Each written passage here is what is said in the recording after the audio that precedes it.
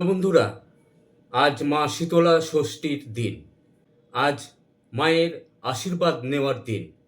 নমস্কার, আপনারা দেখছেন কিভাবে আমরা মা শীতলা ষষ্ঠী ব্রত পালন করি। আজকের দিনে গরম খাবার নয়, বরং সবাই বাসি কলাই সেদ্ধ ও নিরামিষ খাবার গ্রহণ করি। এই ব্রত মূলত মা শীতলাকে সন্তুষ্ট করার জন্য পালন করা হয়। বিশ্বাস করা হয় এই দিনে নির্দিষ্ট নিয়ম মেনে চললে রোগ ব্যাধি দূরে থাকে এবং পরিবার সুস্থ থাকে। এইভাবেই আমাদের পরিবারে শীতলা ষষ্ঠী ব্রত পালিত হয়। আপনাদের পরিবারেও কি এমন কোনো রীতি আছে?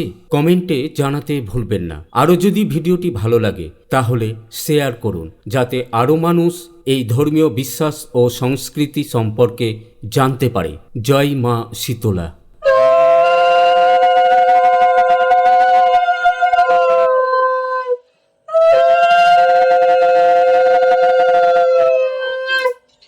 মা শীতলার শ্রীচরণে বাসি কলাই অর্পণ করা হলো।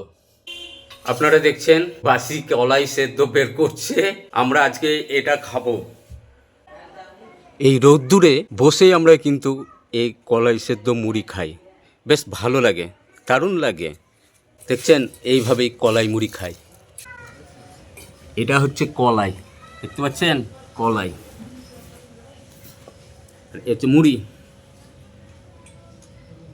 এই কলাই এই মুড়িতে এবার দিয়ে দেবো। এই যে দিলাম।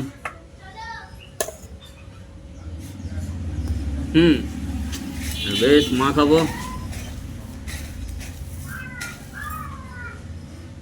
এটা বেগুন, এটা সিম সেদ্ধ। বেশ ভালো করে মাখিয়ে নিয়ে চটকে এইভাবেই আমরা খাই কলাই সেদ্ধ আর মুড়ি। এই আপনি কীভাবে খান? সঙ্গে একটু লঙ্কা, একটু কেমন লাগছে? ভালো লাগছে তো আপনারাও খেতে থাকুন। পরে একটা ভিডিও নিয়ে আসবো। নমস্কার। লাইক, কমেন্ট আর শেয়ার করতে ভুলবেন না। ভালো লাগলে অবশ্যই করবেন আর জানাবেন আপনার বাড়িতে এই কলাই সেদ্ধ আর মুড়ি খেয়েছেন কিনা। নমস্কার।